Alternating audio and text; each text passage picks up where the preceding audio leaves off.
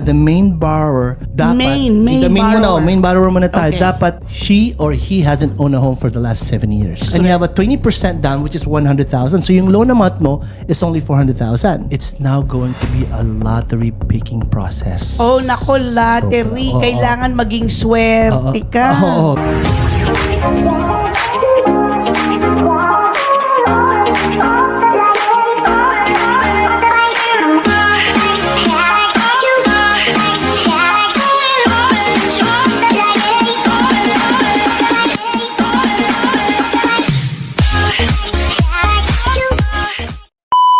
Hello, everyone. This is Elizabeth Velasco from the Velasco team of Remax Gold, and this is Alvin Reyes with Supreme Lending. And welcome to our episode 27 of Bahay Pinoy sa Tate.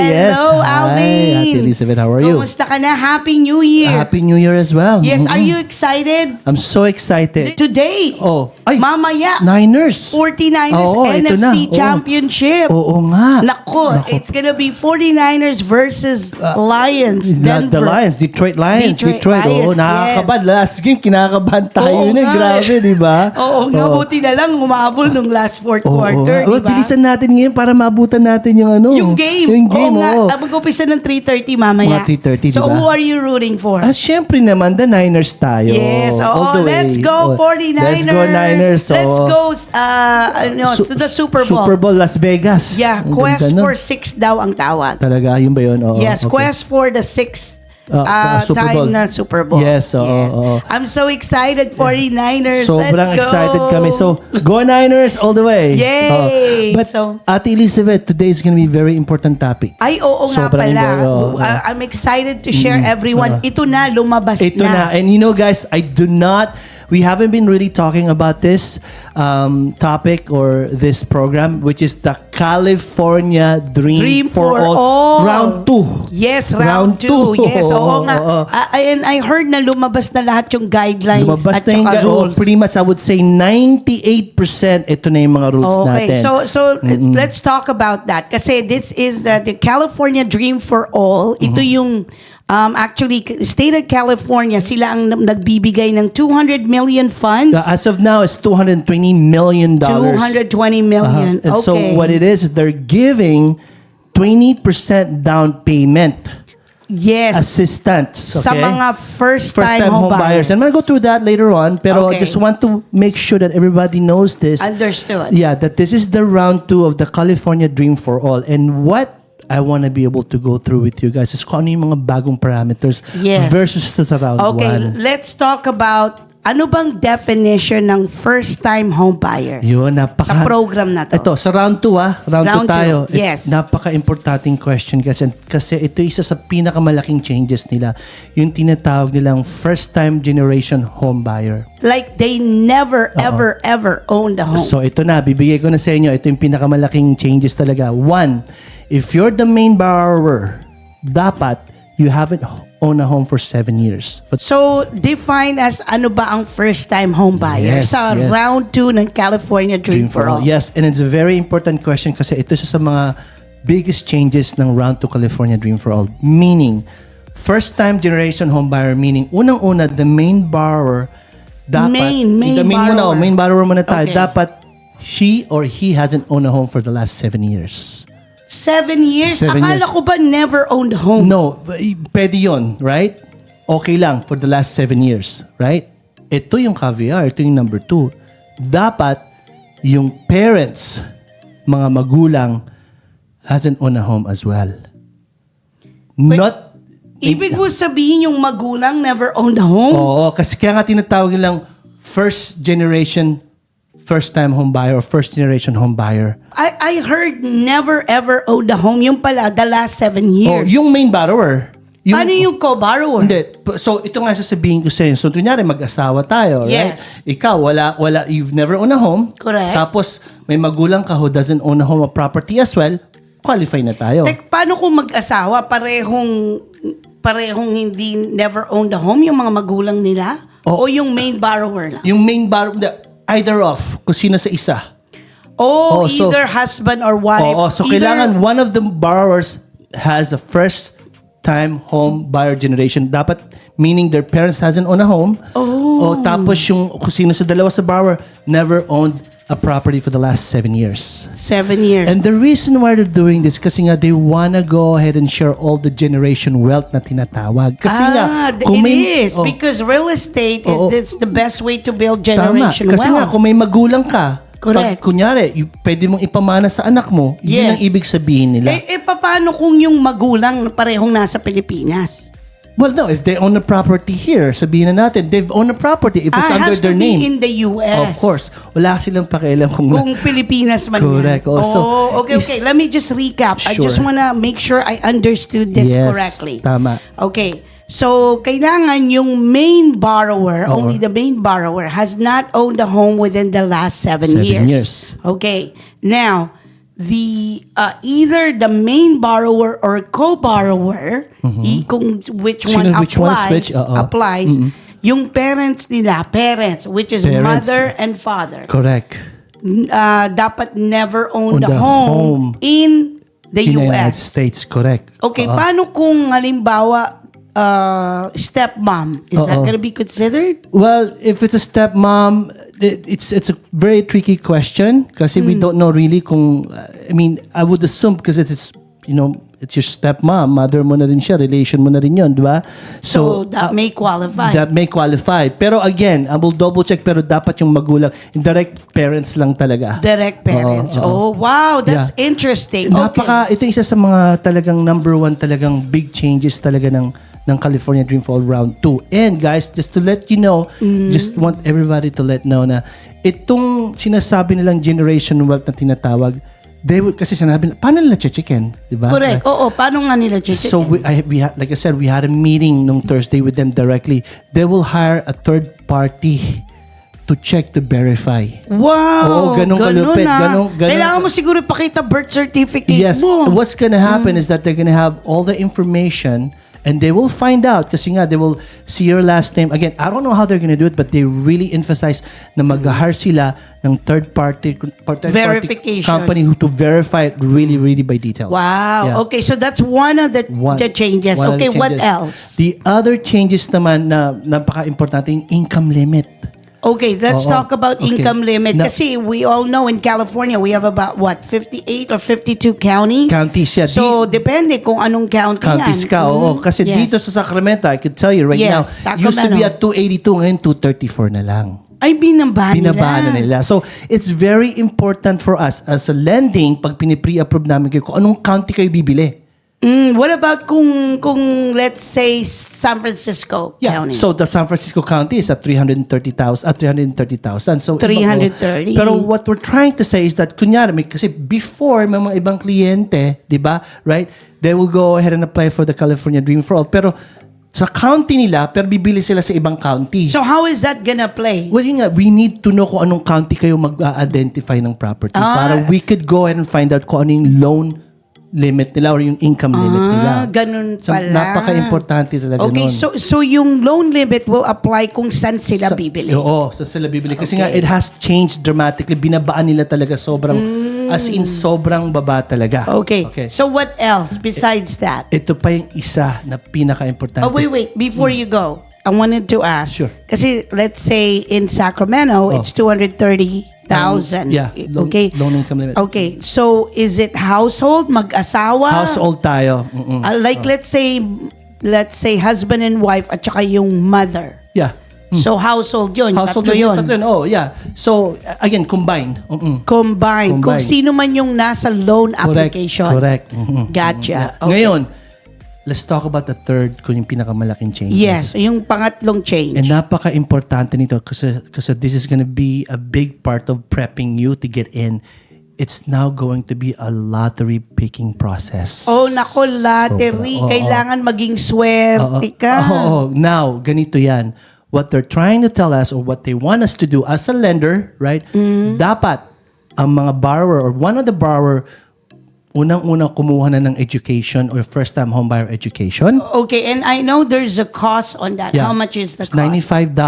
$95. And I know there's two courses, There's right? two courses. And there's, for this one, yung course lang yun. For this one, for the California Dream Pro, yung tinatawag lang appreciation sharing class. Okay, appreciation. That's the first course. And then the second course. Yung first-time homebuyer link, yun lang yun. First-time home buyer link. Now, the reason why they want this because they want to make sure that the buyer or the borrower knows kung ano yung programa. What is Oo the nga. program is all about. Now, yun ang isa sa pinaka-requirement na sinabi sa amin na listen, bago ninyo i-aprobahan ng kliyente, kung pwede, kunin na nila itong mga classes na to. Right? So that's like a process of elimination. Yeah. Na make sure na kung seryoso ka talaga, you have to take the class. Kasi one of the problems that they had on round 1, yung mga kliyente kumuha ng classes at late end period. Hindi nila nakuha yung certification nila. Naghintay sila. Kaya right? kailangan. So if they're interested, Yun ang una. saan sila kukuha yung classes na Okay, yan? we do have a link that we can share and also mismo sa california.gov or California Calhafa, calhfa.gov, meron silang link doon. Okay. Pero if they really wanna more details is to contact Contact you me. know, an approved lender Yeah. or you, what's your phone number to contact? Yeah, well, 925-667-1205, but I'll give that information to you later. Now, just FYI, the reason why I can give this information, Ate Elizabeth, because we're one of the preferred lender ng Calhafa. Okay, preferred lender. Yeah. Oo, So- kasi so hindi this- lahat, hindi lahat. are Other on lenders. this program. Correct. Diba? Now, ito pa. So, this is one of the instruction na binigay sa amin. Pangalawa, pag nakuha na yan, we'll pre-approve the client. Okay. Right? Pag sinabing pre-approve, we're gonna go ahead and get them pre-approved. And Run their credit run report, everything na. do their work verification. Correct. So basically, we're gonna run everything to make sure they're pre-approved based on county limit ng income, Okay. right? Based on the FICO score.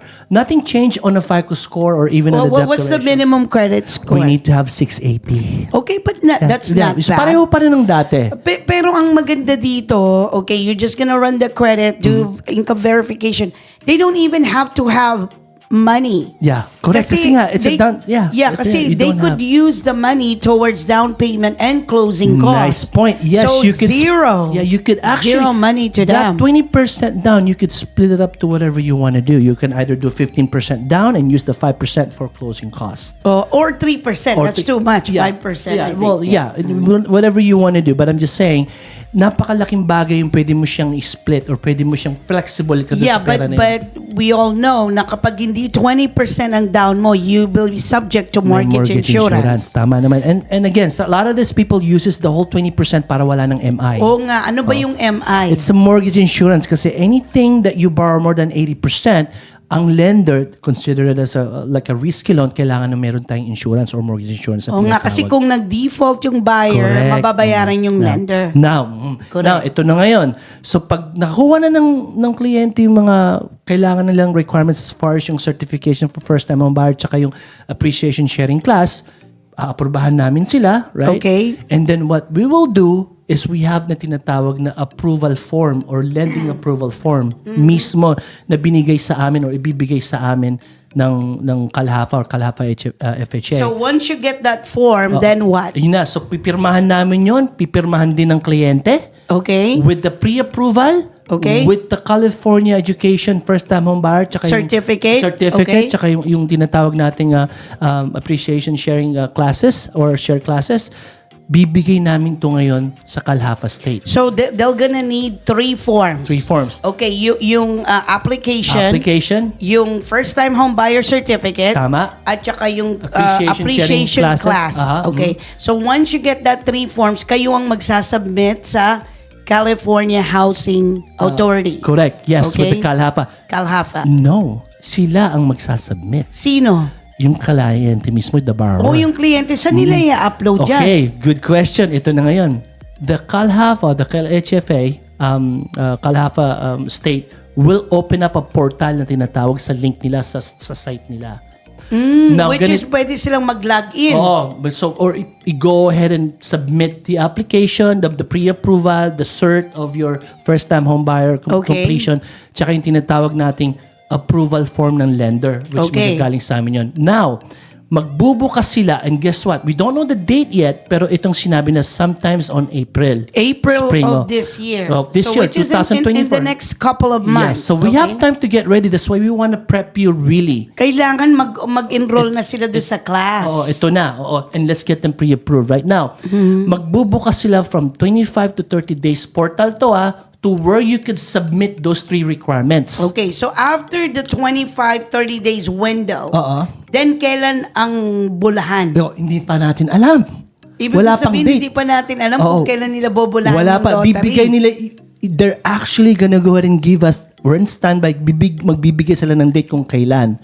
Pero they So will, it has to be within maybe after that 30 days. Yeah, so basically, maybe sometime in May. Yeah, well, that's what they're saying, right? Okay. Pero again, everything is subject to change. Pero ito, for now, for sure, yung sinabi nila sa amin, is that they'll open up 25 to 30 days portal where everybody could submit mga requirements to get into the drawing, di ba? Right? Okay. And then, if you miss that drawing, right, you will be put into the waiting list na tinatawag. So anong gagawin doon sa waiting list? Oh, so basically ganito yan. What's going to happen is that when they draw the name or the client, nakuha na nila yung tinatawag kong golden ticket, that would be your voucher. Yun ang ibig sabihin, magkakaroon ka ng voucher, sasabihin sa inyo ng state yan or kalhafa, ito na yung voucher mo, meaning naka-reserve na yung funds mo. Okay. And you have 90 days to identify a property. Paano kung hindi sila makahanap ng 90 days? Yun ang ibig sabihin. So that what happens, you get disqualified, they go to the waiting list. Wait a minute. When you say identify, are we talking about like Contract. kailangan you go into contract or Yeah. magsara ng escrow? No, you go into acceptance contract. Okay, kasi let's say they decided to go with a brand new home. Yeah. And it takes them 6 months to build it. Correct. Mhm. So it's okay as long as they get into To contract. get into so 90 days to get into a contract or identify a contract. Doesn't matter kung kailan pwede magsara. Oh, right? I Kasi see. naka-reserve na yung funds mo eh. Yung voucher na yun is basically pag nakuha na yung pangalan mo, they'll issue a voucher, naka-reserve na yung funds yan yung mo. parang spending limit mo. Oo. Ito, Ito na yung binibigyan voucher ka ng mo. 100,000 Oo, for yung you to buy a house. 20%. By the way, guys, I just want to make sure you know this too. Yung 20% na tinatawag nila, down payment is capped to 150,000 na lang. Oh, so ibig mo sabihin, they could only borrow up to 150,000. They can only give 150,000 or 20%. That's the max. Oo, that's the max. Again, they're doing this. 150,000, so ano yan? So mga 500,000 or mga 600,000. 600? 20%. No, mga 700. 700. 750? Yeah, mga ganyan. Now, again, we understood why they're doing this because they want to make sure they will be able to help everyone dito sa programa na to. Again, they want to be able to help all the first-time homebuyer, mainly first-time Paano homebuyer. nila malalaman kung na-pick sila? Na halimbawa, nanalo sila sa lotto? Yun nga, when they get drawn, they'll receive a voucher. No, in the mail or in their portal? Either email or it'll be an email, of course. Oh. Of course, they're probably gonna get an email or also maybe call them, and we're gonna find out as well. Oh yeah, you need Kasi to find out kasi kayo yung kaming lender eh. Kayo Kasi yung sponsor lender. Nandun yung pre-approval namin tsaka yung Correct. tinatawag na approval lender form. Correct. We will know kasi naka-reserve na yon. So sasabihin namin. So that voucher is basically confirming na naka-reserve na yung pera mo. So kailangan pala swerte ka. Yan. Now, guys, this is not like before first come first serve. Remember? Oo nga, agawan nun eh. Pag meron ka ng contract, okay na, di ba? So It was crazy before. So what's good thing about this too as well that you don't I have think to have patas. patas lang. Pero Fair, nga lang fair. drawing. Now, this is what they said, they're gonna randomly select region by region. Now, I don't know how they're gonna do that, but they're gonna randomly select. So, Kasi we have about 58 counties. Exacto. Now remember, guys, again, this is not a first come first serve.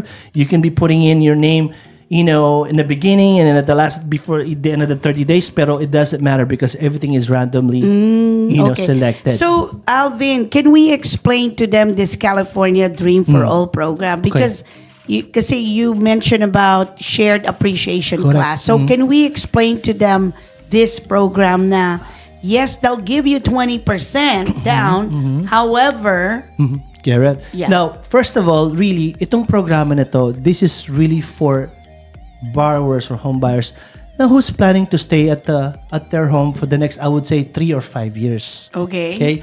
Talagang long-term stay tayo. You cannot have this program and, bibenta ko yung bahay ko within a year and a half or 2 years, right? Yes. Why? Why is it? Because ito yung tinatawag nilang, again, they need the 20%, sabihin na natin sa 500,000, right? Yung 500,000 and 20% niyan is 100,000. Okay? Yes. So here's how it works.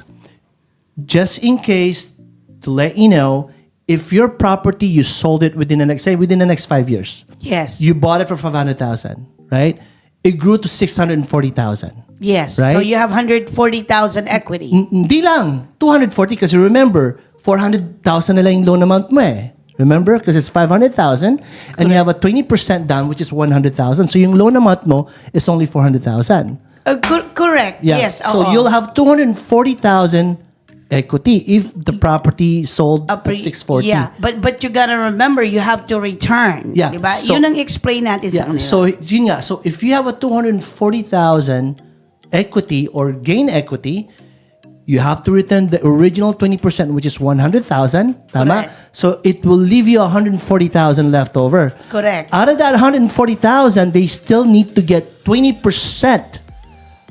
That's Of why they that. call it equity sharing. So 28 20% is 28,000. 28,000. Yun ang ibabayad nila sa state. Oo, yun. Yun ang dal- parang Yung in-interest. interest sila. And then, so what's can happen, you will have, so if you minus 28,000 to 140, you will have 112,000 Correct. equity. Sa'yo na yun. Yes. Yeah. Pero I think they could refinance, correct? I'm sorry. For how long? Ito na yun. Wala na yun. Wala nang refinance? Hindi na, oo. So wala Tinanggal silang... nila yun. Wala silang sinasabi about that, the free refinance if the rate comes down. Wala. Okay, so what about... I mean, how can they get out of it? Well, if either they sell it. They sell it? Uh-huh. Or can they... Wala nang refinance? Wala nang refinance. If you refinance, then Nako. you get penalized. Pareho din, parang binenta mo. Right? So yun ang isa sa pinaka-changes. Wala, I actually directly asked the Kalahati representative, So wala na. are they gonna be really strict? What if this, let's say, ibenta nila, right? Sa kamag-anak, yung bahay. It doesn't matter. Okay lang yun. So, walang arm's length transaction. Walang arm's length. Walang arm's length. Kasi they just wanna get out of it para, Yeah. kasi Yeah. yung state, they'll continue to accrue that 20% Now, equity on the good property. question. Diba? Good question. Ito na. Yes. Isa sa pagbabago. Okay, anong pagbabago? Nilimit na nila kung ano or how much equity they can grab. Kasi nga, if the property, let's say, binenta ko within 10 years, ang laki na ng equity ko, Correct. right? Oo. They're only gonna take 2.5%. Meaning, if you're 20%, right, kung ano yung value ng appreciation mo, they can only take 2.5, twice, 1.5 extra. Does that make sense? So, give me example. So, example, for, kung yung 20 for easy math. Okay, so for instance, kanina, di ba, yung 20%, 140,000, 28,000, right? Sabihin natin, mas malaki pa yung appreciation niya. They can only take twice of, well, not twice, but another 1.5 of the 20%. So 2.5. Does that make sense? 2.5 Yung of cap sila what? doon, of whatever's the equity appreciation. So if it's 28,000 sabihin natin, Okay. times that to 2.5. So doble, at saka isa pa, half a percent. So, what is that? So it's almost about 70,000 cap sila doon. Basta 2.5 2.5 ng alin? ng appreciation mo. Yung kung ano yung So okay, 140,000 times 2.5? no. Okay. So you have the appreciation of 28,000, right? Sa 140. Correct. So 28,000 doblehin mo yon, right? So there's gonna be 36. about 36 and you add another half a point. So about yung 36. kalahati ng 28,000. So almost about 36 plus 14. 14. So 50,000. 50,000. 2.5 lang pwede lang kunin. 2.5 ng alin? Ng 28 yun nga, yung doble ng So, 28,000. with that example, what is the maximum? Yun nga, kung ano yun yung maximum na 50,000. 2.5. 50,000. 50,000. Based on Okay. 500,000 to, Okay? Okay. Does that make sense, ate? Right? I want to make sure medyo hindi pa rin Yeah. clear. So- Pero for easy math, I think it's 2.5 of the actual 20% 20% equity, equity sharing ng state. Ng state, oo. So, kung 28,000 yung kunyari, as of now, 28,000 yung 20% based on 140,000, di ba? Correct. They're only allowed to take, kumbaga ba, twice of that. 2 times of... Oo. Hindi. So, okay, let's say let's say, for example, you live in this house Yes. for 20 years. 20 years. Oo, million na. Okay. Oh. So, ano ang maximum? Let's say yung 500,000 na yan, umabot na sa 2 million. Yeah. Well, twice lang kung ano yung 20% equity sharing mo. Twice lang. Okay, so with that example, Yun what yun. would that be? So, sabihin nating milyon, di ba? Nag-iisang milyon. Tapos ang equity sharing mo, sabihin natin 100,000.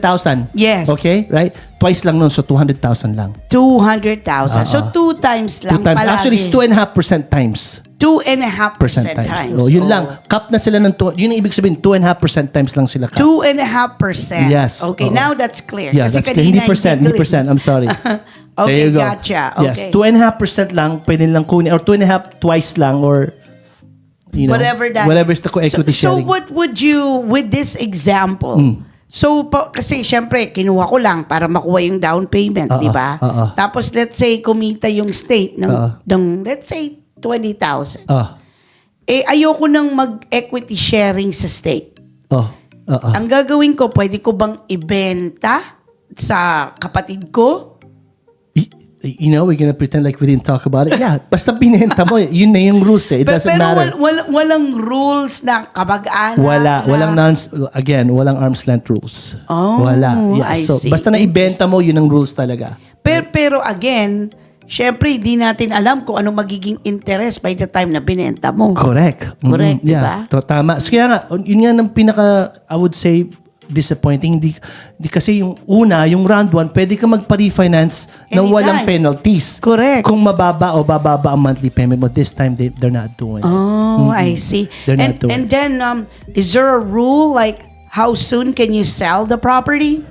Well, sa akin, you must sell it pagka meron ka ng enough na pambayad ng 100,000 or whatever the 20% kasi yung kailangan mo original. ibalik eh. Oo. Diba? Oo. So kaya, I'm expecting all the home buyers who wants to get into this program. It's not for everybody, but who wants to get in. They're at least to be living at the property at least 3 or 5 years to 3 gain to that 5 equity. years Oo. para ma-recoup Ma-cover nila. mo yung, ma-cover. yung 20% yung original na binaro mo or pinahiram sa'yo. Yeah, Correct. wow. I Yeah. did. Nagkahigpitan na. Sobrang Talagang pinag-isipan ng State of California para walang lusot. Napag-aralan na yung round 1, nakandaming nag-take advantage talaga. Oo Right? nga. Now, so Kasi yun. they just launched the program. Nobody knew. You know, Yeah. kung how popular it's gonna be. At saka maraming mga palusot. Oo. Maraming mga utakan. Contract nga lang kailangan mo, pasok ka na, di ba? Diba? Oo. Now, again, so when we pag binuksan nila na yung portal, meaning doon mo na ipapasok yung mga requirements, Yes. you'll be in a drawing, you get picked, I call it the golden ticket, given a voucher, and with the voucher, you have 90 days to identify a property or to be acceptance sa property natin, and then, yun na yun. Yes. That's it. You know what I also see is, let's say, lumabas na yung lottery in, let's say, May or June. It's gonna, I would say probably, yeah. sometime will kind of, I wouldn't say flood the market. It Yeah. will really get the market moving. Moving, correct. Kasi right now, we're in January and Yeah. we're also already getting multiple offers. Sobra na. Could you imagine Yes. if the market if the interest rate continue to go drop. down, right, to drop, tapos sinamahan pa ng California Dream for All. Yes. Naku po, Ito na. Ito yung anticipation nila. Yes. They're expecting 20,000 who will be going in or will be put into the drawing. 20,000 Okay, 20,000 home buyers. Okay? Home buyers. Then they're First-time home buyers. Yeah, and they're expecting just to help out 1,800. Out of 20,000, that's not even 10%. That's not even 10%. Yeah, so that's like maybe 8.5%. Exactly. So it's really, I wouldn't say a long shot, pero it is a shot, di ba? Yeah, definitely. So the best thing talaga is get ready, prep you right away, get you into the drawing. Yes, right? Nang mas maaga, hindi yung late na. So, ano bang tip and advice na pwede nating sabihin sa ating mga viewers and followers? I think number 1 is to contact your trusted lender or contact Alvin Reyes from Supreme Lending. And what's the phone number they could get a hold of you? 925-667-1205. Okay, kontakin nyo siya to get the what we call the lender form. The lender form, tsaka yung mga kailangan mga education leak na Tsaka yung mga kailangan classes, ikumpleto. he will provide you Yeah. the link to Yeah. get the first-time home buyer classes and also the shared appreciation classes. And then we get you pre-approved, get they call it the lender form. We'll go ahead The and pass lender it. form, yes, and open up a portal for you so Para you could maipasok. upload your application. Yes. Again, guys, get ready. It's not going to be easy, but it is a shot for everybody to have a 20% down payment At assistance. saka malay mo, di ba, Diba? makaswerte. For sure yan. I mean, why not? Oo. Di ba? Okay. So anyway, there you have it. That's the new rules and explanation of the California Dream Dream for for All Part 2. Round 2, Part 2, Round yes. 2, Oo. yes. Yes. And if you have any questions or any other concerns Yes. or topic that you want us to discuss, feel free to reach out to us here at Bahay Bahay Pinoy Pinoy sa sa Tate. Tate. Thank you, everyone. Thank you, guys.